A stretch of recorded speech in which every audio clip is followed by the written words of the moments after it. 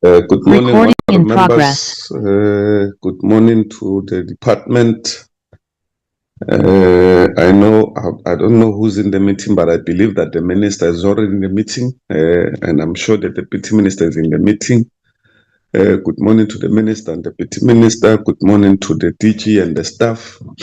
Honorable members, today we're meeting virtually to receive a report or a brief from the Department of Mineral Resource and Petroleum, or Mineral and Petroleum Resource, on the issues around what is termed as COSH, around the issue of water drainage or acid drainage in the derelict and ownerless mines. I'm sure it's when you went through the slides, it was quite interesting. I remember some of the slides had, I think it was amount spent or estimated to be spent in attending to some of the issues. And therefore, I want to also take this opportunity, Mr. Bauer, to check if you've got any formal apologies.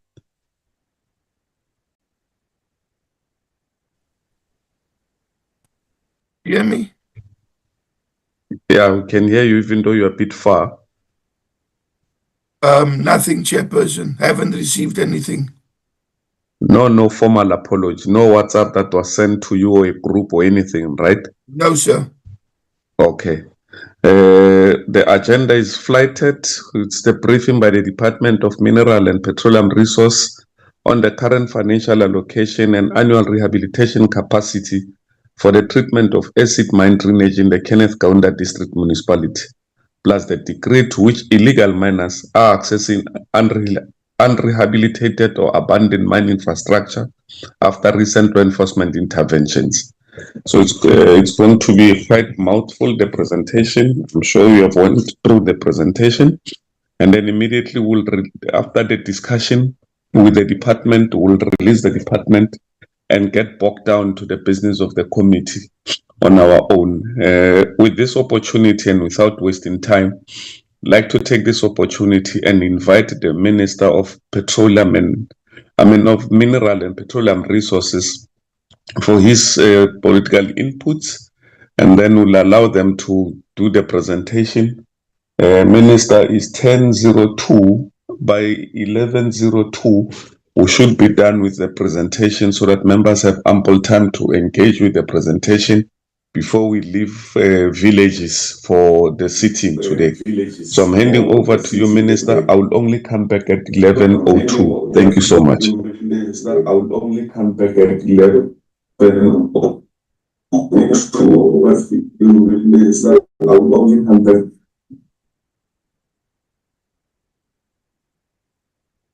Okay. Yeah. You're right. Uyabona, Minister, uyabona. Sikujongile. Sakubona. Ewe tata, molo tata.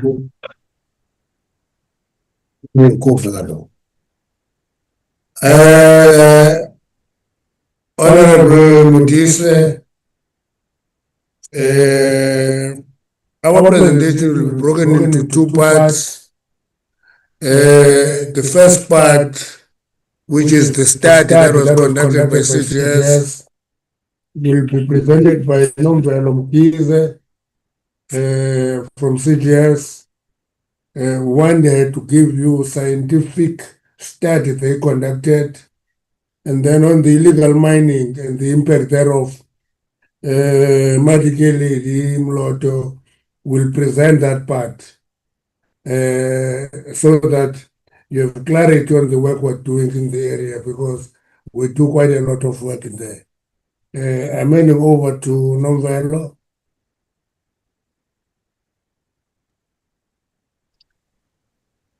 Yeah, thank you, Minister. Nomvelo Mkhize will present the scientific part of the study, and Madikeli Mloto will present the illegal mining and the work we've done there, and she will show you the impact of illegal mining on this in this area. KK is quite a busy mining area, is in decline due to be a major gold mining area, but it's in decline now. You will talk a lot about acid mine drainage because it is in decline. There you are. Nomvelo? Yes, Minister. Thank you, Minister. Can I just confirm that I'm audible?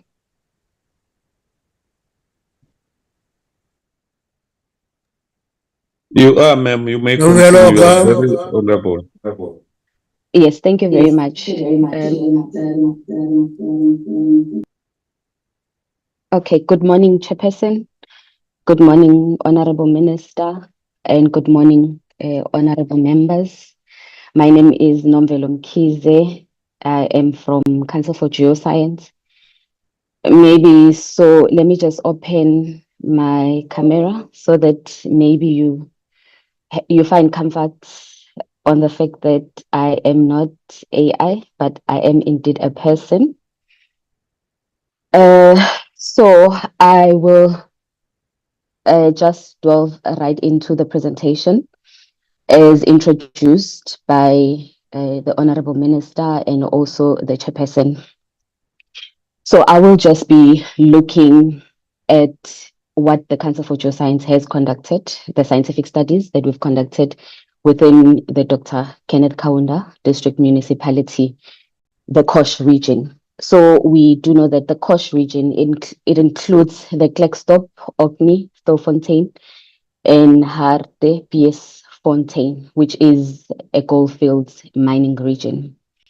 So we have done quite a number of studies, scientific studies in this region, because honorable members, you will agree with me, the fact that there has been a lot of mining activities, not just in this basin, but in the West Basin as a whole. So this region forms part of the Witwatersrand Basin. So with the extensive mining, there has also been quite a number of challenges that have arisen from the activities. You'd recall that during the period when mining activities were going deeper, there was a need for the dewatering of the basin, particularly the Far Western region, to open up for mining operations. So that led to a number of stability issues. There were a lot of sinkholes that resulted from just the dewatering. And in fact, on record, we counted about over 3,000 sinkholes that resulted from that activity. So that necessitated an establishment of the Far Western Dolomitic Water Association, which its sole purpose was to study the impact of this dewatering on the environment and also the stability to make sure that the impact is minimized. And also with the mining activities, we do know that we have a legacy of underground voids. In some areas, dewatering continues. However, in some areas, dewatering has stopped, which has led to another reverse impact, which we now call re-watering. So that's basically the rising of the groundwater. And that again, it poses a new set of challenges, and some of which comes with the instability issues. We have seen a growing number of sinkholes again, because now you are destabilizing which was in equilibrium. But also with that, there has been a decanting of acid mine drainage. And another environmental impact which came with these mining activities is also the soil contamination. So I spoke of the geohazard risks, which includes the sinkhole, compromised land stability. And we do know that this has a dire impact on human lives, because there has been fatalities which have been recorded from the sinkholes, because in the sinkholes, in their nature, they are sudden. they do not give any warnings, they just happen. So it can happen when one is sleeping, they wake up, they are inside the sinkhole. And also we do know that part of the geohazard risk that come with these activities is also the impact on your critical infrastructure, where you find roads being destabilized because of these subsidences or sinkholes. You find in areas where maybe there's railways, because of the subsidences, those are destabilized. So there are many impacts that comes with these mining activities, which some are continuing, some have stopped. Next slide, DDG. So taking stock of what we've done as Council for Geoscience under the integrated research into mine closure and mine water management programs that have been running for a number of years. So we've looked at the stability, the ground stability studies in the region as a whole, because we understand that with the mining activities that attract a lot of people closer to the mining areas. So we needed to look at how stable are these grounds. And also we do know that with the scaling down of mining activities, there needs to be repurposing of this land, which was previously undermined. So there has to be a thorough assessment, which will clearly delineate areas based on their risk factors.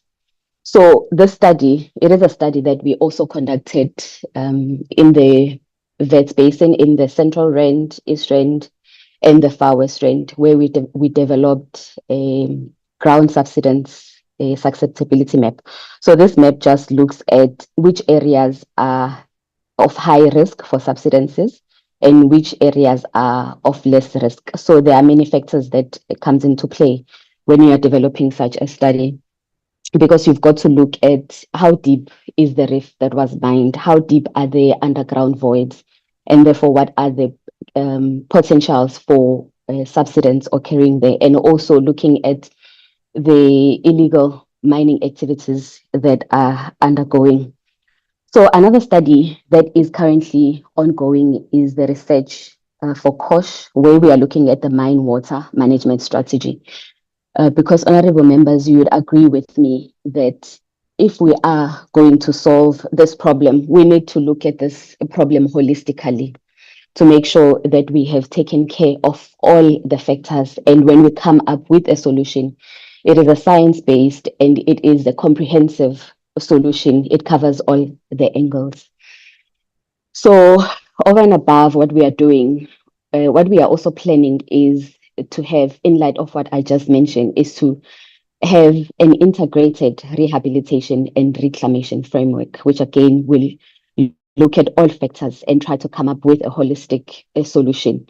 When you have looked at this land, you have rehabilitated this land, and therefore understand what this land can be repurposed into. So looking at how much we've spent or we've budgeted actually for this financial year alone towards this program, it is in the order of 33 million, and this project is funded through the National Treasury. So now, going deeper into the ground stability study that we conducted. So our aim was essentially to just investigate, identify, and classify ground stabilities on mining sites, looking at what are the stability issues, what are the geohazard risks that are there in this area, and also determine the suitability of this land for future use and also for current use, because some of these locations, they are not informed by anything. And you find a situation where people are located in land that has high risk and they don't even know about those risks. And therefore, when disaster happens, it becomes a problem. However, when you look at this context, look at the context of why did we actually decide to do the study, we realize that human settlement, we are at a point where there's a lot of expansion and there's a lot of need for human settlements closer to the mining areas, because these are the regions where there's economic interest. And also we realize that there is a huge problem of sinkhole subsidence, earth fissures along these regions, which were previously mined or currently being mined. And also other challenges that comes with the integrity of the critical infrastructure on the undermined land. And another a problem that we are faced with as a country is the illegal mining activities, which are further compromising the stability of these regions. Yes, the inherent risk is there from your traditional mining methods. However, we do know that there is a new growing, or rather emerging, risk that comes with these activities, as they are not controlled and they do not look at what legislation says when it comes to mining, where there is critical infrastructure overlying those regions. And also the groundwater dewatering, which we do know that majority of these areas, they are in a phase where mining is either stopping or is moving towards stopping. So then we know that it will come a time where maybe the groundwater dewatering stops. And we know that when that happens, there is rewatering. But not only that, perhaps sometimes the rate at which the groundwater pumping might not be the same now as in when or during the period where there were a lot of mining operations happening. So in essence, if the dewatering has lowered versus the rate at which rewatering is happening, that on its own, it poses a challenge. And also this region we do know that it is dolomitic and it hosts rocks with aquifers, and therefore there is a huge risk of the sinkhole formation. So these were just the reasons why we needed to look at the study to come up with a solution which will assist the decision makers, your local municipalities, when they are trying to see how they can best repurpose this land. So the study area, like I said, it's the Kosh mining region. And the areas we looked at, it's the Stilfontein, Orkney, Bartelsfontein, and the Kuma settlements. And the study, as I've indicated earlier on, it was conducted through the integrated research into mine closure. So this study, this map just gives you a sense of what we are looking into. And if you recall from my earlier submission, I did indicate that this is just a subset of the Witwatersrand Basin, which we studied. And this came after we had studied the Central Rand, East Rand, and the Far West Rand.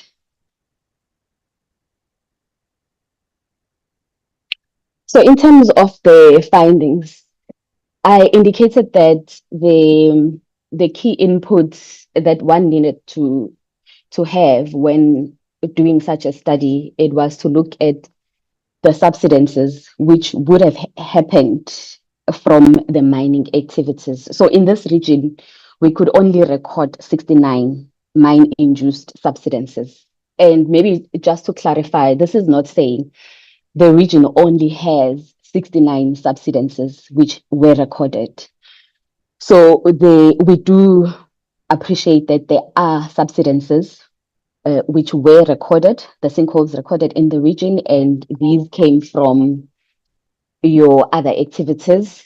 For example, when there is a settlement, there has to be water infrastructure, and sometimes this water infrastructure leads to leakages when it is not properly maintained or when it is aging, and that results into subsidences. And sometimes if stormwater management is not done properly, that can also lead into the formation of sinkholes.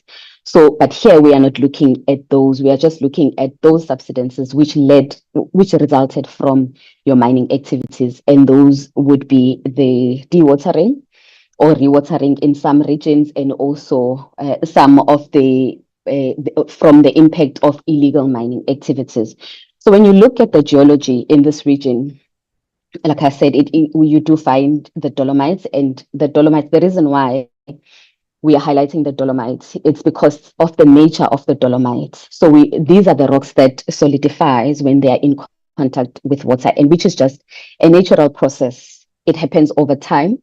Takes a very long time if it is happening, resulting from your normal natural processes. However, the human impact, where you have acid mine drainage, you are introducing acidity into these rocks.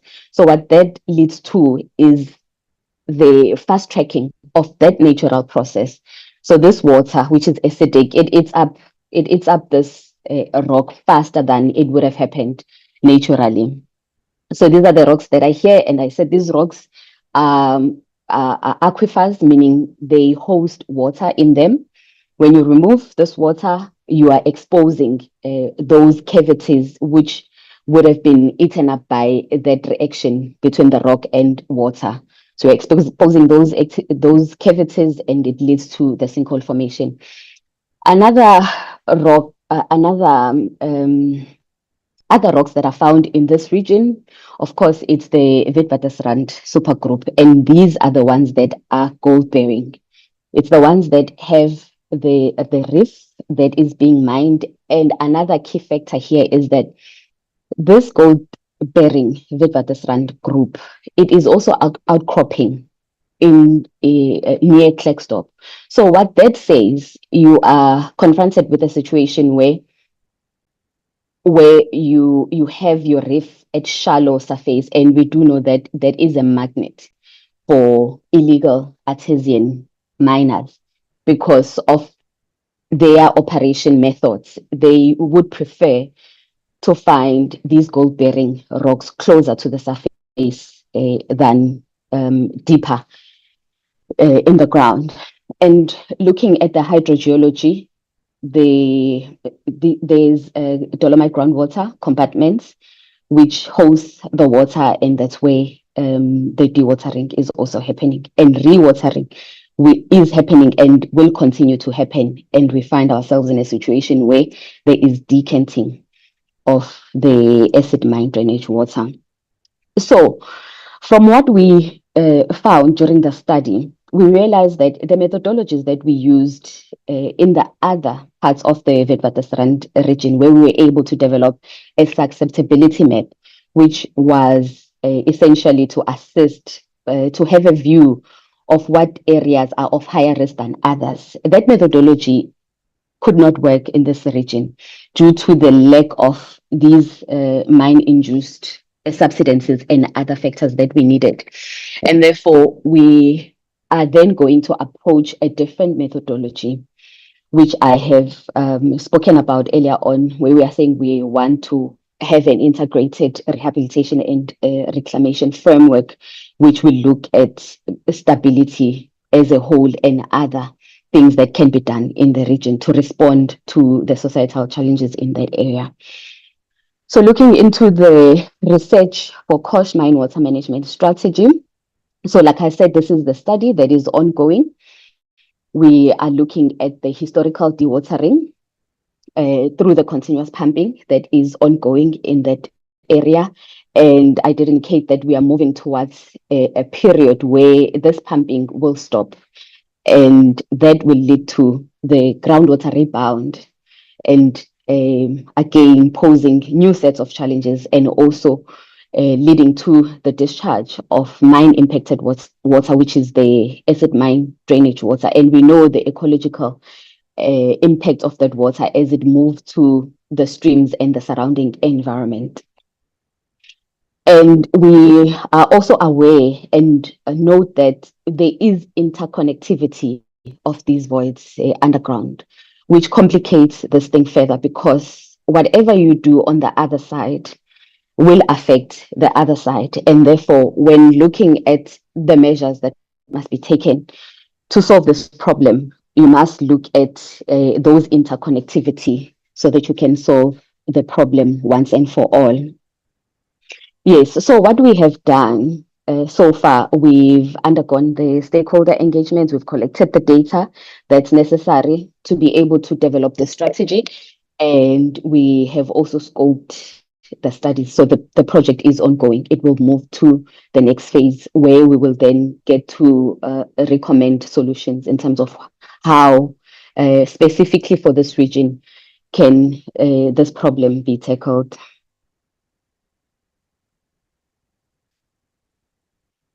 Next slide, DDJ. Okay, so these are over and above what we have done and what we are currently doing. These are the proposals that we have. So remember I said due to the problems that the Far West Strand was encountered with or confronted with in the 60s, where there was a development of that committee, which specifically looked at the impact of the dewatering that was happening to see how best can the stability issues be mitigated. So here we are also aware that there will be watering, which will come from the stopping of the pumping, and therefore we are recommending that there must be a state technical committee, which its purpose will to research and oversee the impact of what the rewatering will have on the environment. Because, like I said, this needs a holistical view. Previous slide, DDJ. Okay, so again, we just need to have a comprehensive and coordinated solution to this. So we are proposing that once the state technical committee has been established, also what must happen, and this will come from the studies and the research that we are doing, we will have an integrated rehabilitation and reclamation framework for this region, which again will look at the geohazards and make sure that whatever decisions that are made, they are informed and the area is properly characterized to make sure that we remedy the disaster risk, and we ensure that there is mine water management and there is land use planning to make sure that there is safe settlement expansion and productive recovery of mining, destabilized terrains. And we know that over and above the rehabilitation that must happen, we also have the tailings dams, which are further posing challenges to the environment because there is leaching of heavy metals, which are not good for the environment, and also the stability concerns with the tailings dams themselves. And also there is leaching of mine impacted water, which is your acid mine drainage. And these needs to be rehabilitated. But during the rehabilitation process, there has to be the removal of, because we know that they still have some gold in them, which could be of economic value. So there needs to be the remining of these gold and then rehabilitation of the tailings dump and then repurposing of the land. So then there has to be a multi-sectoral collaboration body, because we do know that this will take an effort from everyone, not just government, but everyone in the region, your business, other researchers, to make sure that this problem is resolved. And this body will look into the implementation of the remediation interventions, which would be proposed by that state technical committee. Okay, so continuing on the proposed actions, but on the technical aspect here, looking at the repurposing, rehabilitation, and land reclamation to make sure that we catalyze economic activities. because more than anything, these regions, they require some form of economical activities, actually a ramp up in the economical activities. The environmental rehabilitation, I think I've spoken to this, where we are looking at rehabilitating those tailing dams and also rehabilitating the soil, which was previously contaminated by the mining activities, and also looking at matters of air quality to make sure that the people around those areas, they breathe safe air. And there's also water management. This is continuous monitoring and management of the rewatering and groundwater rebound and fluid-induced seismicity. So the fluid-induced seismicity, with the rewatering, there is reactivation of previous faults and lubrication of the fault planes, which then leads to seismic activities in these regions. And I must say, as Council for Geoscience, since we are monitoring seismicity, there are areas where we are picking up increase in seismicity. And that is also part of the indication of the impact of rewatering that we are faced with. Yes, so over and above that, then there has to be a characterization of these areas to know. And then the last bullet talks to the land planning, which ties in with the previous bullet, to say the land must be characterized properly so that whatever that is planned or whatever then going forward takes place in that land, it is informed and it is guided by the anticipated risk in that particular region. Yes, thank you. That's my story. I will pause there. Thanks, Minister.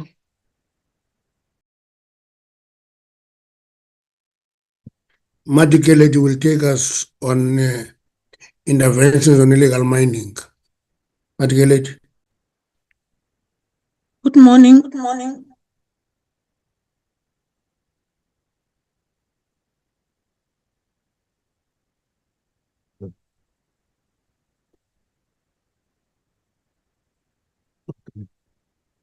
Good morning to the chair of the committee, members of the committee, Honorable Minister.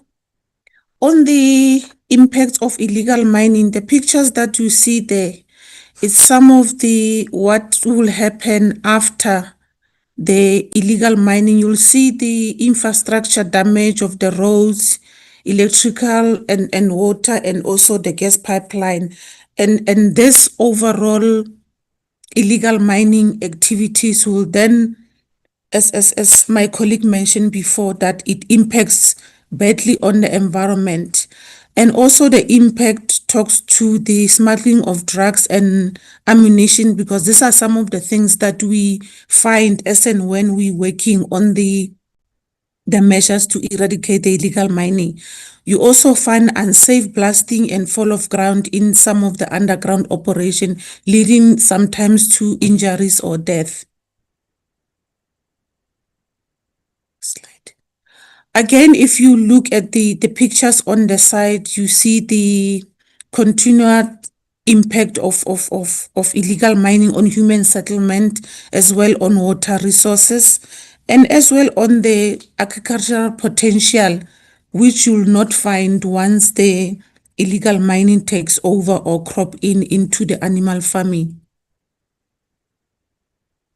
Now, the interventions that we have done as the department to deal with the measures of illegal mining, and as we have been saying that illegal mining is a criminal activity that is conducted by armed syndicate and who disregard the law of this country. As the department, we are in partnership with the law enforcement agencies, as mentioned there, and other government departments, including your immigration, SARS, and custom. And then the aim is also to make sure that we participate in this multi-stakeholder enforcement forums like your NAT joints, NOC, and the POCs in the provinces. In addition, we also provide training to the detectives and prosecutors who are dealing with this mineral and mining cases to make sure that we strengthen the cases when it goes to court. We are also, as the department, conducting advocacy campaigns to inform and also educate the public about illegal mining as a criminal activity. And for now, our focus is on the 7 provinces, which is Limpopo, Mpumalanga, Northwest, Free State, Northern Cape, KZN, and Gauteng. Now, cases that we've dealt with in the Kenneth Kaunda area, where we conducted disruptive operation together with the law enforcement. These operations resulted into 242 cases registered as a result of these operations. And we also opened an inquiry around the area of Drakensville, Townlands, still in the Kenneth Kaunda. And disruptive operations are ongoing with law enforcement agencies on the areas that we identified as hotspots. Next slide. The challenges that we are facing as we are dealing with illegal mining, and as we know that the country is grappling with the scourge of illegal mining.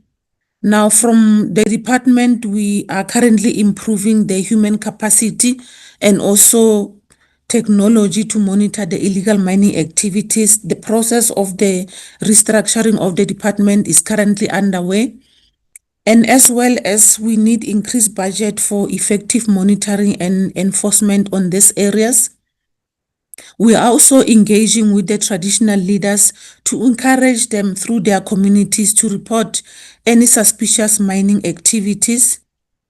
We're also looking at the budget for the investigation, the seizure and confiscation of illegal mining equipment. We think that the additional budget should be allocated to law enforcement so that they're better able to assist us in this. One other challenge that we have is that once the machinery or the equipment is confiscated, we don't really have the low bed to remove those equipments from the site to a safe place. Areas that we move to is the storage facility of the SAPS, because we need to do this process so that through the NPA and the access forfeiture unit, we're able to make sure that once the court process is finalized, we're able to take this equipment and sell it, and the proceeds be used again for enforcement. And the statistics in general are indicative of the 90% of people that are arrested for conducting illegal mining, that they are undocumented and illegal in the country. Our proposed intervention is the amendment of the legislation to be more stringent in terms of the penalties. Currently, this process is underway of amending our current legislation, the Mineral and Petroleum Resources Development Act. We also need to attend to our porous borders, as most of the suspect or the accused of this illegal mining are undocumented foreign nationals. And the target is also to deal with the kingpins and not only the runners. As the department, we are also working on formalizing artisanal and small-scale mining. This process is also underway as we including this as part of the legislative amendment. We also need to strengthen collaboration with the local government to ensure that once we rehabilitate the land, the land is utilized to avoid creating any conducive environment to attract any other illegal mining activities, especially where there's underground tunnels that are linked to the municipal or the provincial boundaries. We are also engaging with operational mines to deploy advanced biometric accesses so that they also prevent access to illegal operators in their active operations. And at the end, we say we need a whole of government solution to make sure that we address some of these drivers of illegal mining. In terms of the recommendation and conclusion, The ground stability, as my colleague mentioned earlier, concluded that the mining-related subsidence is significantly less in the Kosh area than in the far west rand, which is a perceptive anomaly that contributes to geological factors. A phased land rehabilitation and reclamation program using this rezoning to guide safe allocation of mineral for land and for human settlement is also recommended. And then compliance also remains very imperative, especially now we mentioned that the area is dolomitic, and then the CGS is also developing a regional Kosh mine water management strategy to address the groundwater rebound risk proactively. And then lastly, we're looking at re-establishing the state technical coordinating body to research and oversee the impact of groundwater and the rewatering on the regional ground stability and also on the seismicity that is currently being experienced in the area. Thank you, Chair and the Minister. Okay, many welcome to you, Honorable Chairperson. We've saved some minutes. Indeed, you have saved some minutes, which is truly appreciated.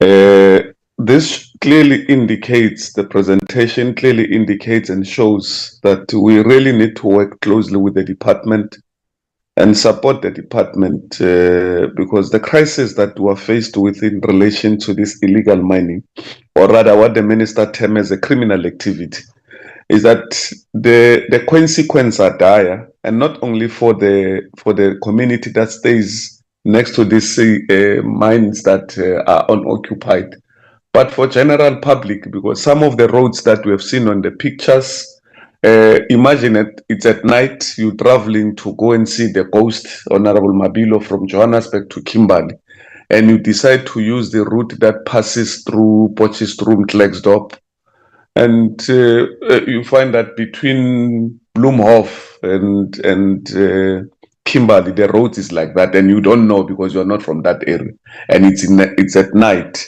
and you find yourself in a very, very, very dire situation.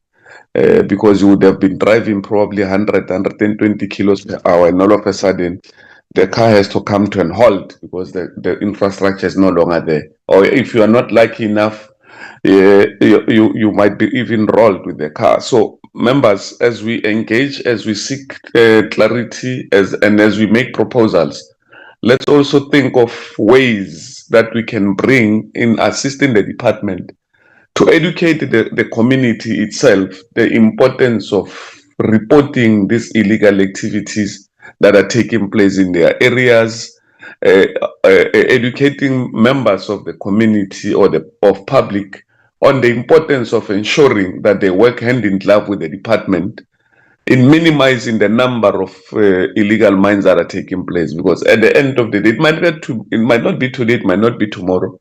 But like one of the presenters indicated, there is no warning that comes when the hole will sink.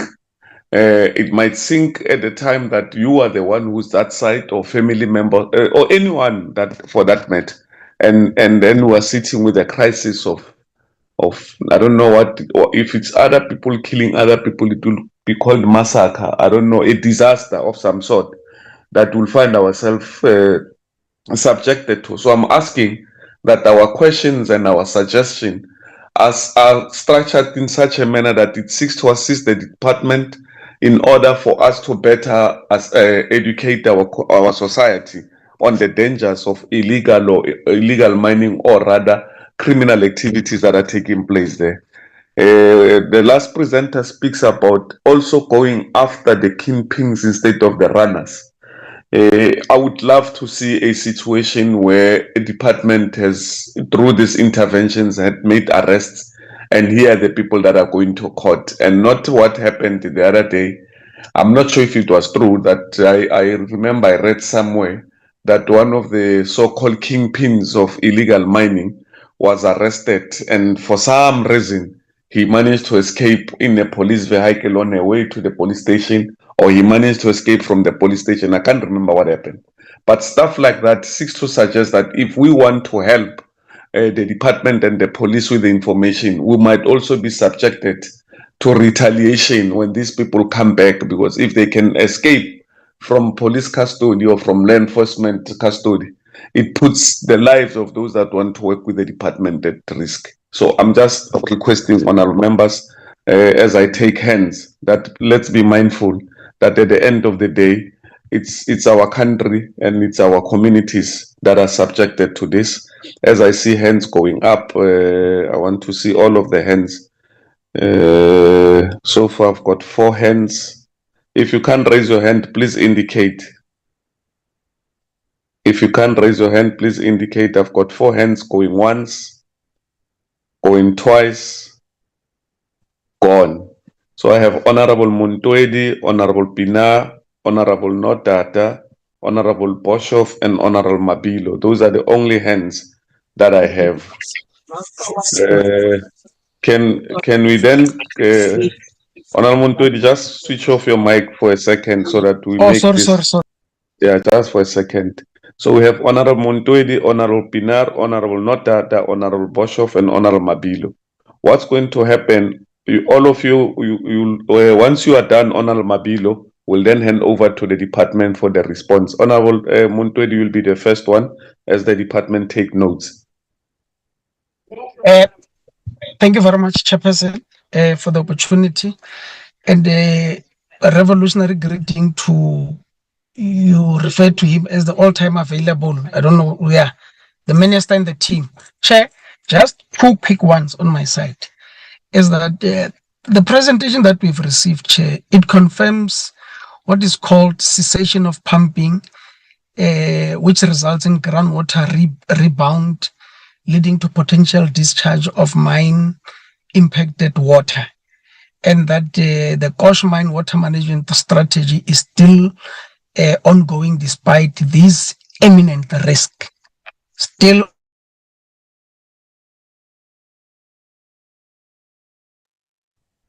it seems like Honorable Montoedi has left the meeting. Can you take Honorable Pinar? We'll come back to Honorable Montoedi because the message says he has left. Thank you, Chairperson. Chairperson, thank you very, very much. I think I must start by saying, I think we can all agree as the department and as the committee that, we are a water scarce country. And I believe we've experienced this, especially over the last few years. And I get the feeling, Chair, that over the coming decades... Sorry. Yeah, just wait, Honorable Montoedi. Let Honorable Pinar finish and then you'll come. Thank you, Chairperson. Over the coming decades, we will be more reliant on our underground water, Chair. And I'm very worried that our dependence on underground water will be tainted by this illegal mining and the mine water. My question is just regarding: is it a fair statement that in truth mine water cannot be purified, and if it can be, it's a very, very expensive progress according to the research I've done? If the department can just touch on that. I also want to know, through you, Chair, that our legal responsibility as the state, especially when it comes to these abandoned and derelict mines, because I trust, or I imagine that to an extent we can be held accountable for water that is contaminated by derelict mines. And what is our risk value here? Have we seen any legal cases brought against the state regarding the contamination of underground water and river systems? Because as we all know, Chair, hundreds of thousands of communities are dependent on boreholes, especially in villages I know in Limpopo, and also river systems where our animals are drinking. And I want to know our risk factor there with regards to if we can be taken to court to say, listen, we're not doing our part and ensuring clean water.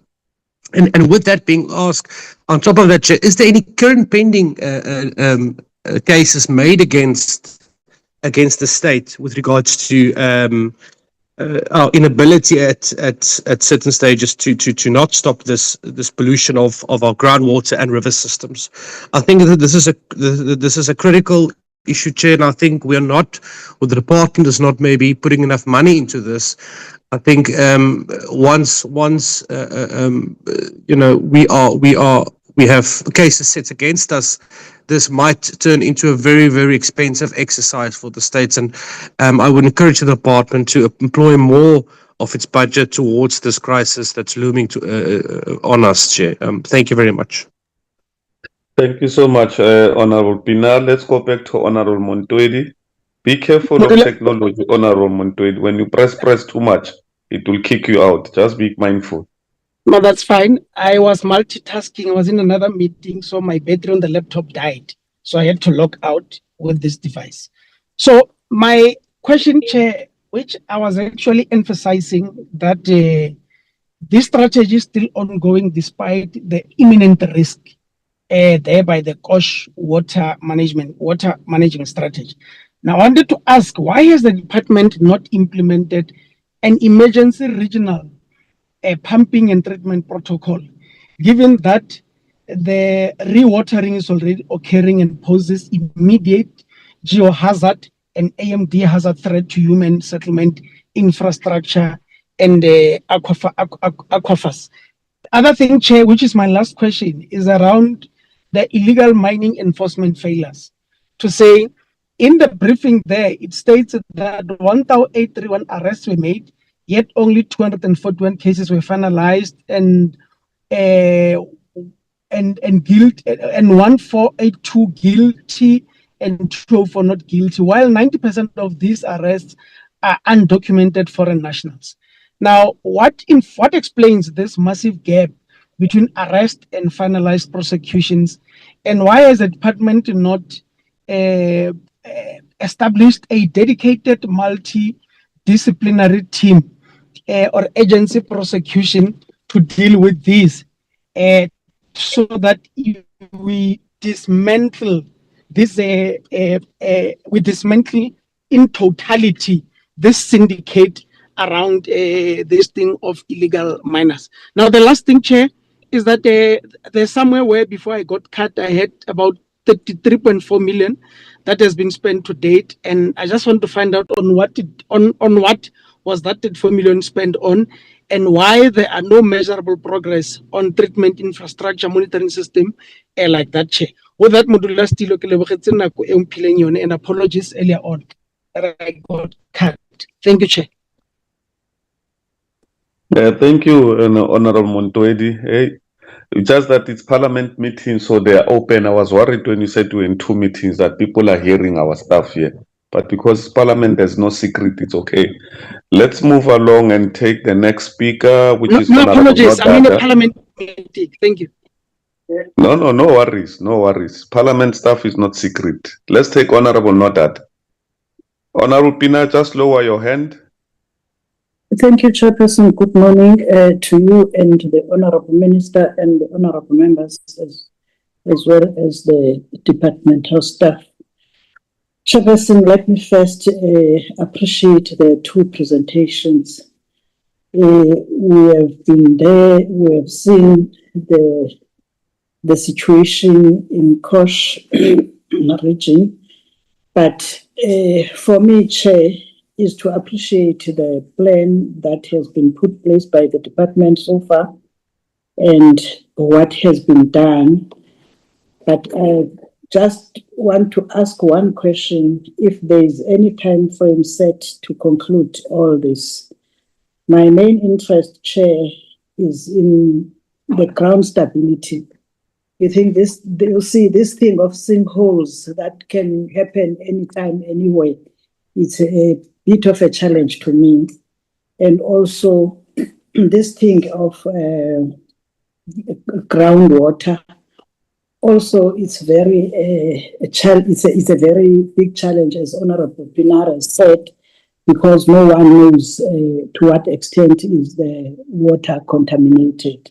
So I just want to check if there's any time frame set for all this. And also, Chair, my other concern, as you said, I don't have any suggestion about the illegal miners, but I should think, as you said, we may have ways to assist the department with the illegal mines, so that the illegal miners, so that they are apprehended and put to book, because that is the only way to end it. Thank you, Chairperson. Thank you very much, and good morning to the Minister and all other people on the platform.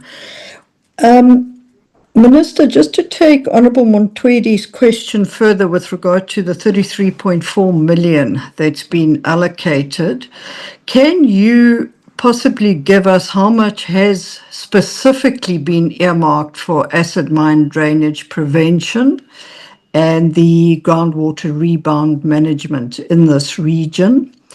And then with regard to the identified 69 mine-induced subsidence areas, what immediate interventions are planned to protect communities and critical infrastructure located within these high-risk zones?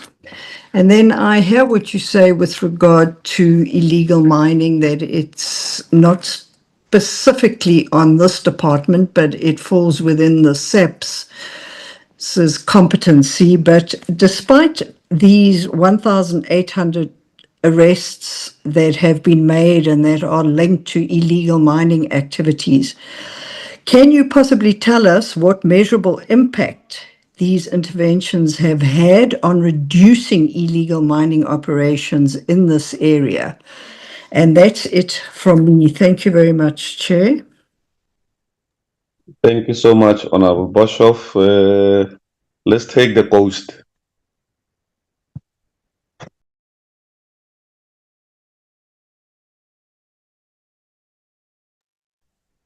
Honorable Mabilo. Thank you, Chair. Thank you very much, Chair. Good morning, the Minister, the members, and the colleagues.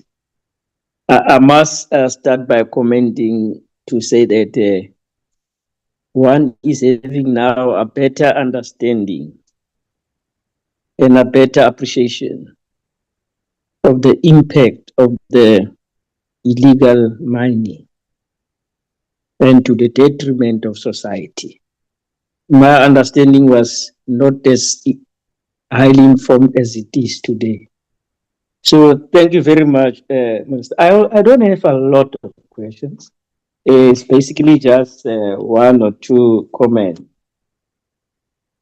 Minister, the report is indicating that the mining operations in the courses operated over a period of 120 years. It has taken place, and then there are operations that were shut, and there are operations that are operational now. My question would be to say, what is the lifespan of the remaining activities that are there? And in the interim, how then do we mitigate the broader challenges that are brought to us? And secondly, what will be the implication thereof? That would be the first question around the mining challenges there as reported. Secondly, Minister, without getting into the operational side of action, I'm comfortable that the issue of technology was mentioned in the report as an intervention. But without opening up many things to the criminal world. But what about the new technologies like the drones in terms of detecting the illegal activities, and also our porous borders? And how then do we interface with the PMA, Home Affairs, and etc. in terms of advancing technology, which is a part of the multi-task approach? So that will be some of the questions that I would pose forward. But with regard to the human settlement and the issues that are pertaining to post-use of the of the ground or of the land. I would want to check whether EIAs,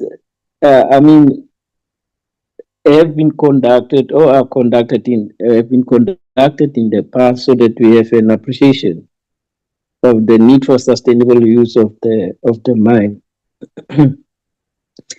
And then I agree with the proposal that was made around education in terms of land invasion, illegal occupation, especially in dolomitic land and so forth. For us, as public reps, that's where we must fit in. Now, in terms of the air quality, the monitoring, I must say, Chair, I fully appreciate the interventions and the actions that are being proposed, and the scientific approach, evidence-based approach to solutions to problems. I understand that. But the point that is around the air quality, which of course, Minister, we are also, our sister organization is DEFF, where we are seized with the issue of air quality, especially around the mines, around the dams, sorry.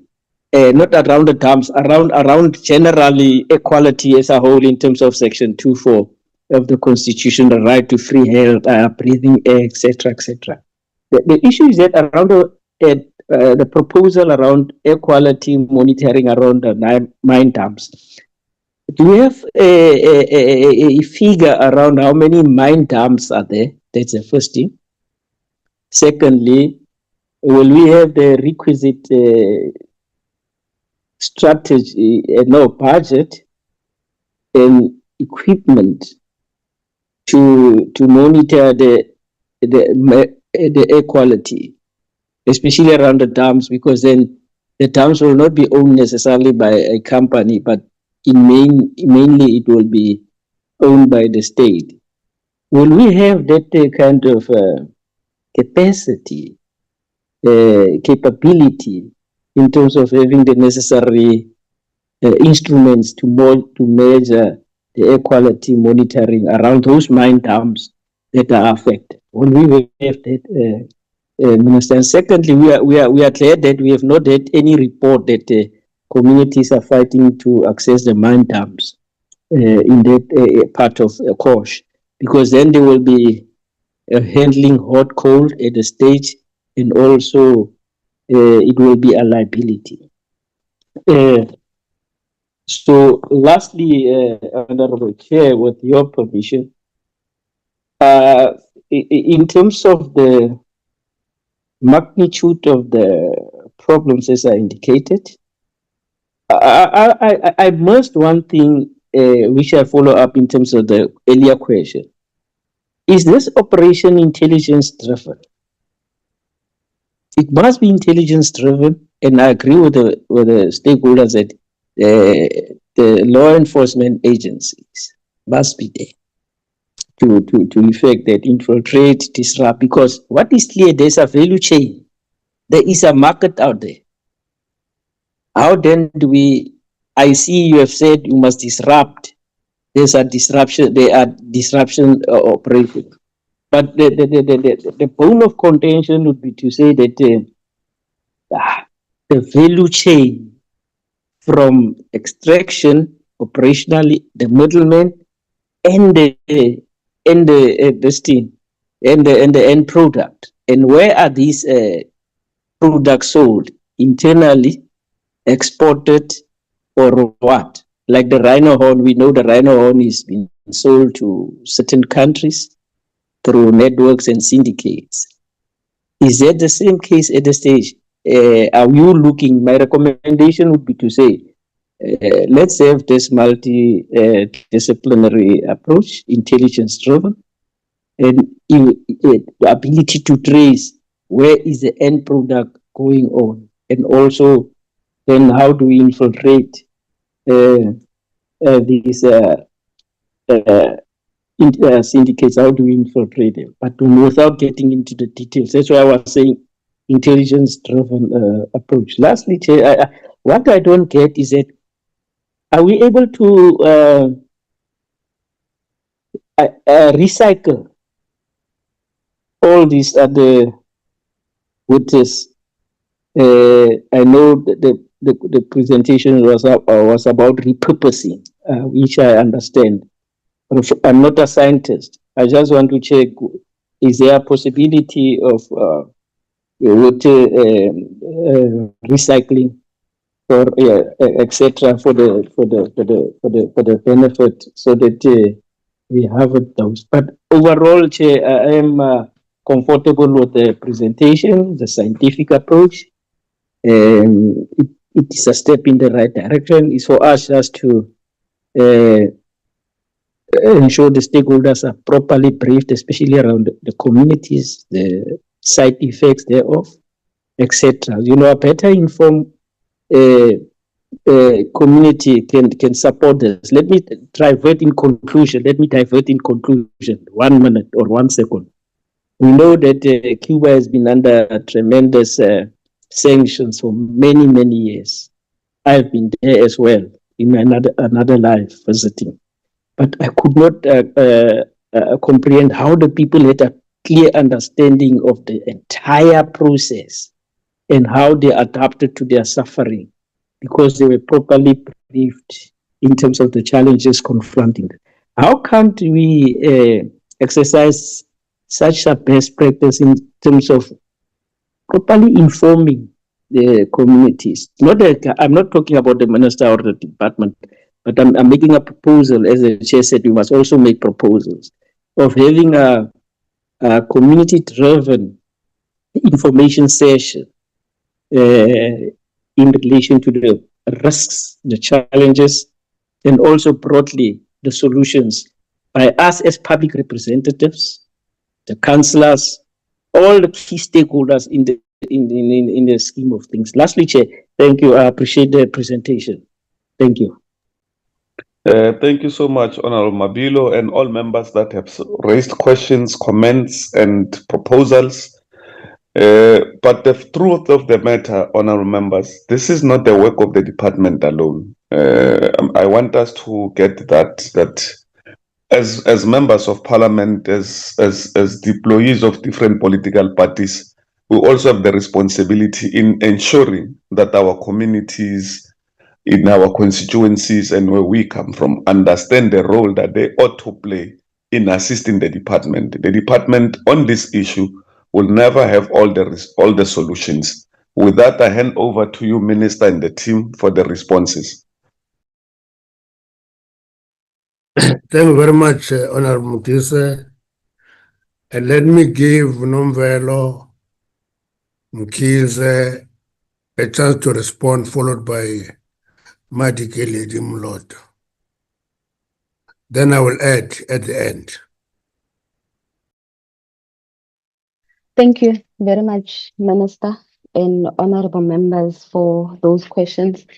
So on my side, I will only touch on those questions that talk to the work that the Council for Geoscience is doing, and perhaps those that are scientific in their nature. So let me start with the question of 33 million. So that amount that I spoke about, it is not necessarily for this financial year, but it is for the current financial year where we are in the next financial year. So that is 2026, 2027. And that's the money that has been budgeted for the activities that are undergoing under this integrate IRMC, basically. So in terms of what that money will be spent on, remember I said the study is ongoing. That's number one. So the money will be spent on delivering that mine water management strategy for the coast region. So that is one of the end products. And it's also for what we are proposing in terms of the ground stability studies that must happen. So, okay, I'll start with the mine water management strategy. So in terms of the deliverables, it is that strategy. And number two, the time frame is the next financial year. We intend on delivering that product next financial year. And then moving on to the stability studies. So those studies, I'll start by saying that is research, and as cliche that what I'm about to say may be, please bear with me. So that is research. Research in its nature, it is over a long period in its nature, and looking at the activities that must happen. So we have collected the data that we have, that I have presented, and there's additional data that must be collected, and that will also include activities like drilling. Those may be of course the size is quite big, however those activities may be expensive in their nature. There's also laboratory work that needs to be done. And so what I'm trying to demonstrate is that that may take a little bit of time. And therefore, the product that we intend on delivering is not going to be delivered in the next financial year due to those activities that I've alluded to, which must still take place. And the other question was on whether the EIAs have been conducted in this region or not.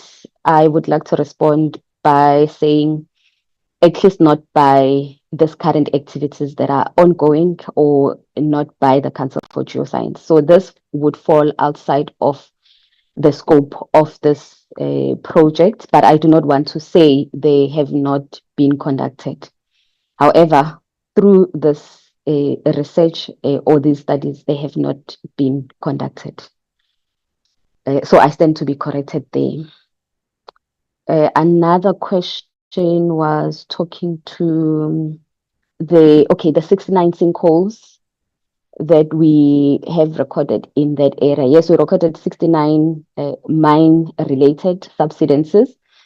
However, as of the immediate interventions that have been made to safeguard the lives of the communities around the area. So how I would like to respond on this one is by saying, okay, first and foremost, rehabilitation of the sinkholes is a very expensive exercise. That's number one. And what would form part of the immediate intervention is one, barricading those areas. However, those that would be found very close to the communities or areas where there would be human activities. And majority of the sinkholes that we picked up, they are on the outskirts. So they are outside the areas that we anticipate a lot of human activities.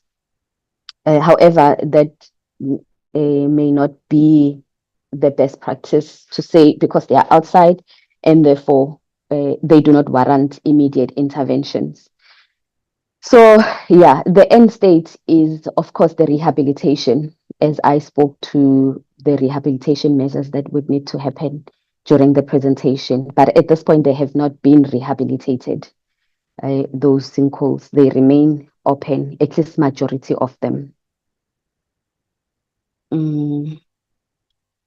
Yes, Minister, I think those were the questions that related to technical that I could attend to. Madam Marjorie.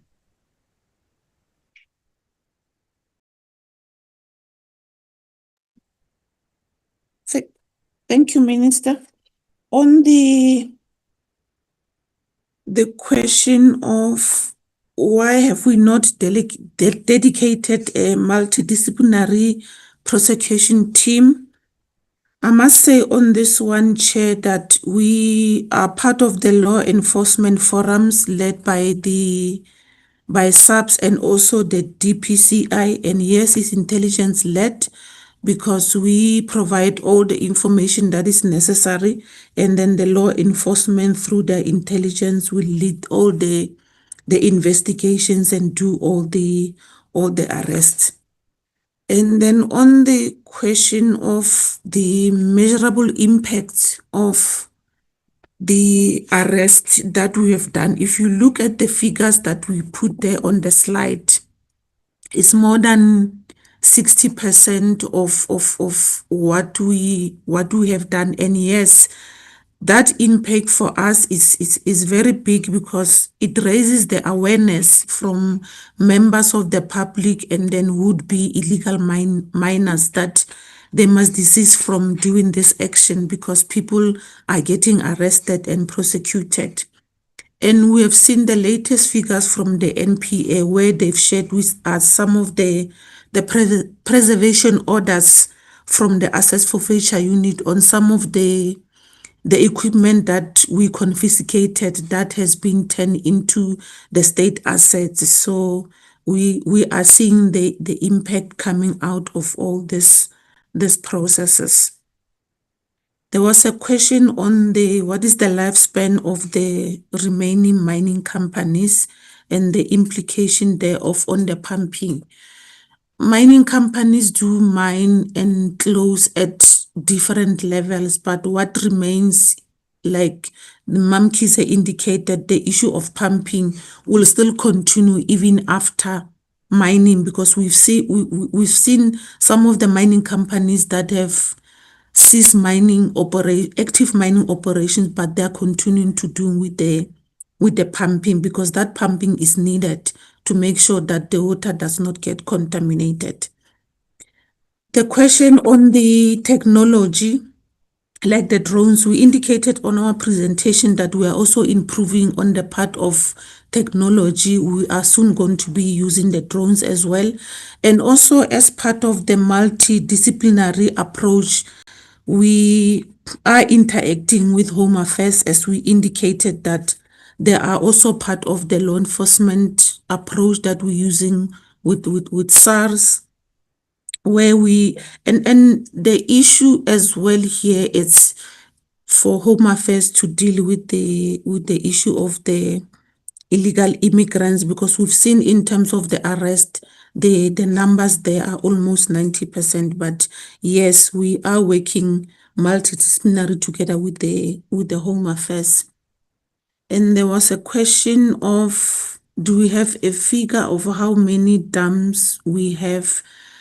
The state does not own any dams. The dams are owned by the mining companies, and members will maybe also recall the case that we had from DBS and Atakwa in the Free State, where the court ruled that the dams belong to the creators. So the state does not own any dams. And the question was related to the dams, saying, do we have budget and equipment to monitor the dams? The dams are monitored by the owners, and the role of the department is to conduct monitoring to make sure that that is done. And there was this one, Mamkise dealt with it on the repurposing and the recycling. And I don't know, Minister, if I've missed any question. Yeah. Let me comment on just one or two issues. One is, Honorable Pinar asked whether are there any cases against the state on derelict and ownerless mines. We don't have any cases against the state, not unless Ndade Pinar want to initiate it. And what we should also understand is, what is the state? The state is not the department. The state has three arms and they take responsibility collectively. We are playing a grandfather role of ownerless and derelict mines, which were left unrehabilitated in mining that happened under the previous regimes, particularly the apartheid regime, which was having no law forcing rehabilitation. We have taken that responsibility. We are rehabilitating them. Now, I don't know what charges does Honorable Pinar envisage against the state on that, because we're taking a responsibility that necessarily is not our responsibility. Is the mining companies that left the ground unrehabilitated. And we're taking that responsibility, we're rehabilitating those mines. I wish we can have a sense of what Mindec is doing in the research of purifying mine acid drainage water. And I think if we understand that, it can be used better. I always have a complaint with them that you say you conduct research, but that research has no mass commercialization effect in society. The last issue I want to talk to is the 120 years of mining in the area. If you understand that mining is a finite sector, you'll understand that 120 years of mining means that there should be very much little left in the ground to be mined. That's why gold mining is in decline, is because we've been mining it for 140 years. And mining gold for 140 years and having gold, 50% of world gold, having mined in South Africa, is quite an important issue, that every kilogram of a mineral you take out of the ground doesn't grow again. And that is the issue. And I think the team has tried to answer the questions to the best of their ability. Thank you very much, Honorable Modise. Thank you so much, Honorable Minister, and the team that is responding to questions. I just want to check with members if there's any question that was not responded to. Going once, going twice, gone. Okay.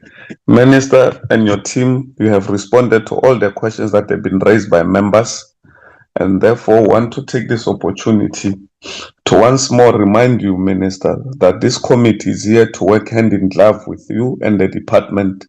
We are not the enemies. We all believe that everything that we do, it should be done for the benefit of the South Africans. And at any time, any day, do not hesitate to reach out to any of the members and seek assistance if needs be. And we're always here. Where you're doing well, we'll tell you that this is commendable, like you have highlighted with today's presentation, that members are now more knowledgeable with regards to what does this illegal mining does to the infrastructure, the acidic water and all of those things, the sinkholes. I'm from Gauteng. I know that at some stage, the area of Carltonville, the community there was requesting that the area be declared a national disaster because of the amount of sinkholes that are taking place there, whether because of the illegal mining or previous mining that took place there. It's another story, but the reality is that area daily you experience sinkholes. And today, at least, the presentation seeks to say to members, this is the reality that we are faced with. And therefore, we all have to hold hands, work together in ensuring that people understand that they might see it as an opportunity because they can put up a tuck shop, probably bring an informal food stalls to sell to those that are engaged in this illegal mine. But the consequences are dire, and not only for them, but all of us. So we're making an appeal and we're extending our hand to you and your office, Minister, that we're here, we're prepared, and we're ready to work hand in glove with you. We're not enemies. We're doing this for the benefit of the South Africans. With that, I'll give you an opportunity for your parting shot, and then you and your team will be excused so that you attend to other business of the day whilst we conclude our committee engagement. Your parting shot, Minister. No, thank you, Honorable Mtise. I must just express appreciation of the opportunity to interact with the committee. I prefer more face-to-face meetings than virtual. Virtual meetings are very artificial for me. As an old man, they are too complex for my understanding. I know that many young people prefer them. I don't prefer them because you can't see the body language of a person when he talks something that is offensive. You must see the body language. So physical meetings are much better than virtual meetings. But I'm encouraging Honorable Mtisa to force us to come to the NCOB and be there and deal with the issues, and you can see if we're defiant as well. It gives you an opportunity to assess us. Thank you very much. Thank you for the opportunity. I'm sure the team is happy that it was invited and shared the information with you. Thank you, Honorable Mtisa. We will have physical meetings. We're still limited by the number of committee rooms available for both the NCOP and the National Assembly from the burning of part of the building of National Assembly. As soon as everything is sorted, all our meetings will be physical. The reason we'll have physical or virtual is to try and accommodate other members of other committees from both houses to be able to access the venues. But yes, I agree, physical meetings are much better. They give you a proper understanding. You can see even not only body language, but you can also see the facial expression as people engage in the meeting. But for today, once more on behalf of the committee, thank you so much, Minister, and your team. And yes, Honorable Montwedi, he is forever available and always early in the meeting. So thank you, good day, and have yourself a wonderful day moving forward. Honorable members, we'll now move to the second part of our meeting. Now that we are done with the presentations, I will take the minutes. I'm not sure if Honorable Dlamini is in the meeting. You'll indicate, Mr. Bauer, if Honorable Dlamini is in the meeting. I'm here, Chair. Good morning, Chair. Good morning, colleagues. I'm here. Thank you so much, Honorable Dlamini. Please take over this part of the minutes. You were the acting. You were not even the acting chair. You were the hijacked acting chair of the meeting. I'm on it, Chair. Thank you.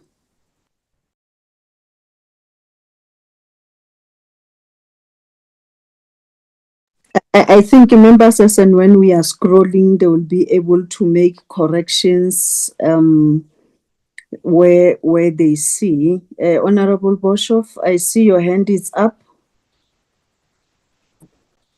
No, I just wanted to move for the adoption of these minutes because I've gone through it and I haven't picked up any discrepancies. Thank you. Thank you very much, Honorable Boshoff. Honorable Van den Berg. Thank you, Honorable Dlamini. Yes, I have also gone through the minutes and I will second them. Thank you. Thank you, Honorable Kubas. I think Mamnoda wanted to second. The minutes duly adopted by the committee chair. I think my role ends here. Thank you very much. Back to you, Chair. Siyabonga Madlamini, and thanks to all members of the committee for the smooth adoption of the minutes. This also shows how important it is to prepare for meetings, because if we did not prepare, you'll only want to read the minutes now, like, hey, stop, no, go back a bit, oh, no, okay. And then that wastes time. But if you came to meeting prepared, you are able to follow quickly what has been happening, and you can see if we have lost the plot. Mr. Bauer, can we get to the next agenda item? Chairperson, that would be it. That's the last agenda item. That's correct, Chair. Are there any announcements from your office? Not at the moment, Chairperson. No announcements from your office. Honorable members, is there a member with an announcement for noting? No, Chair, from my side, I'm fine. I'm just saying, let us take care of ourselves. This flu is very dangerous. It is also coupled with COVID-19. Let us just take care of ourselves. Thank you, Chair. I agree on that one. Thank you, Matlamini. Thank you for the advice. Okay, thank you, Madlamini. It's greatly appreciated. You can even hear the feedback. I take that would be the only advice and announcement that we have from members. There's no one who has a birthday party or an engagement party or anything like that. And therefore, I would like to take Chairperson, Mr. Van den Berg's hand is up. Okay, sorry, I didn't see that. Honorable Van den Berg. Thank you, Chair. Yeah, I would just like to thank the Honorable Mapilu for this nice flu that I have also now received. I will see that I hand it back to him whenever we see each other physically again. And then, Mr. Bauer, you said that the last item is it, so I would propose that propose and Sommer second it. Thank you. Mr. Bauer said what? Oh, he said that this is it. You wanted to know, Chair, what was the last item, and he said it is it. So I would like to propose that we accept it. Oh, okay. I hear it. Very dry, funny statement there. It takes a while for it to register that you are making a very serious joke. With that, honorable members. Mr. Farmer's hand is also up. Okay, Honorable Farmer. Thank you, Chairperson. I just have a question or wanted to ask. That meeting that was supposed to happen between the department and us, around the what is it? Because what is it? So Mika. So that mine that was but it was refused to blast. When do we envisage that meeting to happen? Because the reason why I'm asking is this meeting we had today very much relate perhaps to that one also. So I'm just checking. Yeah, it will happen. It will happen very soon. We're supposed to have met by now, but because of the policy debates, we then postponed it. We're finalizing the date with Mr. Bauer. As soon as we've finalized the dates and the invites are gone, we'll know. In fact, once the date is finalized, we'll announce or we'll send an information to members to be aware of that meeting.